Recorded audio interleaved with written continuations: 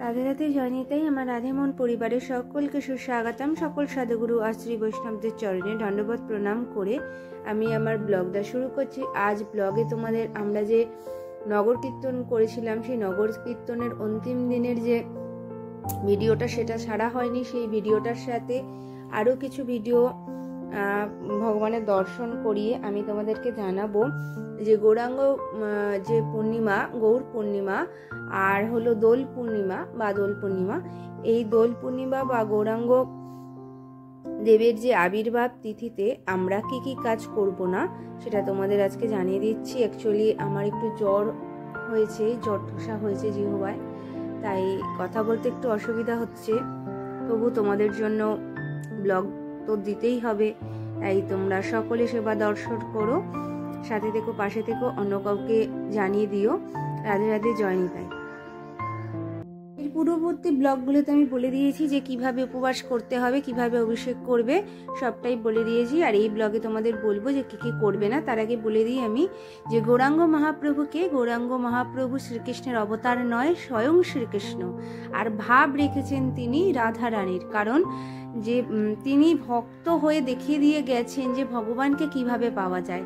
তাই আমাদের ভক্ত শ্রেষ্ঠ হলেন রাধারানী, তিনিই হলেন সর্বশ্রেষ্ঠ ভক্ত।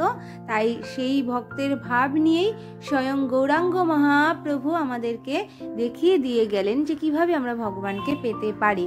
তাই তিনি একই সঙ্গে ভগবান শ্রীকৃষ্ণ এবং রাধারানী। আমাদের এই কলিযুগে এসেছিলেন কে? আমাদের চৈতন্য মহাপ্রভু। তাই তার যেহেতু আবির্ভাব তিথি হয়েছে এই গৌর পূর্ণিমা অর্থাৎ দোল পূর্ণিমাতে, তাই অবশ্যই আমাদের সকলের উপবাস থাকতে হবে, অভিষেক করতে হবে এবং ভগবানের সেবার সাথে যুক্ত থাকতে হবে। আর তাই আমরা সকলে সেবার সাথে যুক্ত থাকবো ওই দিন। তাই ওই দিন কিন্তু আমাদের কোনো আমিষ আহার গ্রহণ করা যাবে না। আমরা তো প্রসাদ ভোজি, ভগবানকে ভোগ লাগিয়ে আমরা প্রসাদ পাই, তাদের যারা পায় তাদের কথা আলাদা, আর যারা পায় না তারা আগের দিন সংযম করবে। আর এই দিন কোনো অবলা প্রাণীকে হত্যা করে একদমই পাওয়া নিষিদ্ধ, কারণ ভীষণ অপরাধ হয়। এই দিন সবাই তোমরা সাত্বিক আহার গ্রহণ করো, ভগবানকে ভোগ দিয়ে প্রসাদ পেও, তাহলে খুবই ভালো। তোমরা কিন্তু নিজেদের আনন্দ করতে গিয়ে তোমরা এই যে ভালো দিনগুলো যেগুলোর সাথে সেবায় থাকলে অনেক অনেক অধিক আমাদের পাপ ক্ষয় হয়, আমরা ভগবানের সেবার সাথে যুক্ত থাকতে পারি। তাই সেই দিনে বিশেষ কৃপা রয়েছে।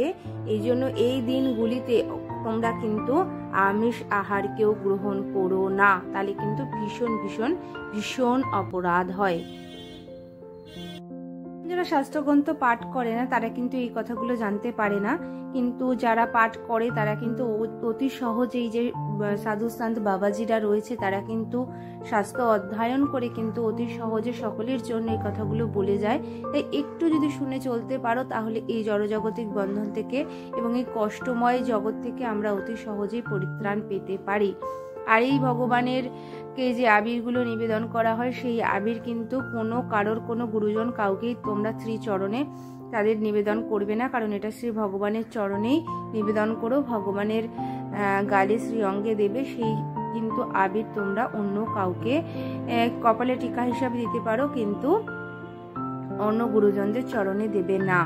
এটার আরেকটা হলো সব থেকে বড় ব্যাপার, তোমরা যারা, আমি বলছি আর কি, যারা কি বলবো, খারাপ কিছু গ্রহণ করো, যে নেশা জাতীয় জিনিসগুলো গ্রহণ করো, ফেস্টিভ্যাল মানেই এখন সবার কাছে এইসব জিনিসগুলো তোমরা গ্রহণ করো, কিন্তু এই দিনগুলোতে যে বিশেষ বিশেষ দিনগুলো রয়েছে সেই বিশেষ দিনগুলোকে তো একদমই তোমরা এই নেশা জাতীয় দ্রব্যগুলো গ্রহণ করবে না এবং অন্য অন্য দিনগুলোও তোমরা পরিত্যাগ করার চেষ্টা করো, কারণ এগুলোও যদি তোমরা সেবন করো বা অন্য কাউকে তোমরা পাওয়াও তাহলে কিন্তু ভীষণ ঘোরতর অপরাধ হয়। তাই এই গৌর পূর্ণিমায় অন্তত তোমরা এই নেশা জাতীয় দ্রব্যগুলো থেকে বিরত থাকো এবং অন্য কাউকেও বিরত রেখো, যেন কেউ এই ধরনের নেশাজাত দ্রব্য পেয়ে আমাদের যে এত মূল্যবান, যে এত সুন্দর আবির্ভাব তিথি, সেটাকে কুলুষিত করো না। কারণ আমরা সবাই সনাতনী, আমাদের ধর্মটাকে আমাদের নিজেদের বজায় রাখতে হবে এবং সকল ধর্মের মানুষ মানে যারা রয়েছে তারাও যেন ভালো মতো থাকতে পারে। তাদের ফেস্টিভ্যাল আমাদের ফেস্টিভ্যালগুলো সবাই যেন আমরা একইভাবে সুন্দরভাবে কাটাতে পারি। কারণ আমরা হলাম সনাতনী। আমাদের ধর্মটাকে আমরা নিজেরা যেন একদম কুলুষিত না করি, এবং অন্য ধর্ম সেগুলো ধর্ম নয়, সেগুলো সব পন্থা। যেই পথেই আমরা যাই না কেন আমরা কিন্তু পরমেশ্বর ভগবানকেই ডাকছি, যে নামেই ডাকি না কেন। তাই তোমরা কিন্তু সবাই খুব সুন্দর করে দোল উৎসব পালন করো, আর এই অপরাধগুলো থেকে কিন্তু বিরত থেকো, আর সকলকে মিষ্টিমুখ করিও, প্রসাদ পাইও, আর সকলকেই তোমরা আবির লাগিও। ঠিক আছে? আর একটা খুব আনন্দময় দিন। আমাদের যেহেতু ভগবান এসেছিলেন কলির জীবকে উদ্ধার করতে, তাই আমরা যেন সকলেই উদ্ধার প্রাপ্ত হতে পারি, আমরা যেন সকলেই ভগবানের শ্রীধামে চিরন্তন ধামে পৌঁছে যেতে পারি। সেই আশীর্বাদ কৃপাই যেন ঈশ্বর আমাদের উপর বর্ষিত করে। কৃপা তো এমনি পাওয়া যায় না, যা করিয়া পাইতে হয় তাহাই কৃপা। তাই আমরা যদি বিশেষ কাজগুলো করি আর যে অধার্মিক কাজগুলো থেকে যদি বিরত থাকি, তাহলে অতি সহজেই আমরা ভগবানের শ্রীধামে পৌঁছে যেতে পারবো। তোমার আনন্দের কারণ যেন অন্যের দুঃখের কারণ না হয়ে দাঁড়ায়, সেই দিকে সদা সতর্ক দৃষ্টি রাখবে। রং আবির নিশ্চয়ই খেলবে, কিন্তু তাতে যেন একটা শালীনতা থাকে। অশালীন উচ্চারণ মানে অশালীন আচরণ তোমরা করবে না, কোনো কথা এমন বলবে না যার দরুন অন্য কারোর কষ্ট হয়। বিশেষ করে এই দিনগুলোতে তোমরা খারাপ বক্তব্য বা খারাপ আচরণ এসব কিছু করবে না। আর নেশা জাতীয় দ্রব্যগুলো ত্যাগ করা অবশ্যই উচিত। কারণ কি বলতো, যখন এগুলো বেশি মানুষ পান করে ফেলে তখন কি হয়ে যায়, তখন তাদের মস্তিষ্ক কাজ করে না, তারা বিভিন্ন খারাপ আচরণ করতে থাকে। তাহলে এইসব জিনিসগুলো পেয়ে কেন আমরা সমাজকে কুলুষিত করব, নিজের পরিবারের লোককে কেন বিপথে চালিত করবে, এবং নিজেরাও কেন বিপথে চালিত হব। তাই তোমার আনন্দ যেন অন্যের দুঃখের কারণ না হয়, কারণ এইভাবে এটা আনন্দ নয়, আমরা আরো জড়জাগতিক বন্ধনে আবদ্ধ হয়ে যাচ্ছি। তার থেকে আমরা যদি আমাদের পরিবারের সাথে ভগবানের সেবা করি এবং সকলের সাথে থেকে আমরা খুব আনন্দপূর্ণভাবে এই ফেস্টিভ্যালটা যেন পালন করতে পারি, তোমরা সেই দিকেই দৃষ্টি রেখো। আর এই অপরাধগুলো থেকে, এগুলো কিন্তু ভীষণই অপরাধ, এই অপরাধগুলো থেকে তোমরা বিরত থেকো। আর কেমন লাগলো জানিও। সকলেই সেবার সাথে যুক্ত থেকো, ভালো থেকো। রাধে রাধে, জয় নিতাই, জয় জয় রাধে শ্যাম। বলো শ্রী বৃন্দাবন ধাম আরতি দর্শন করো তোমরা।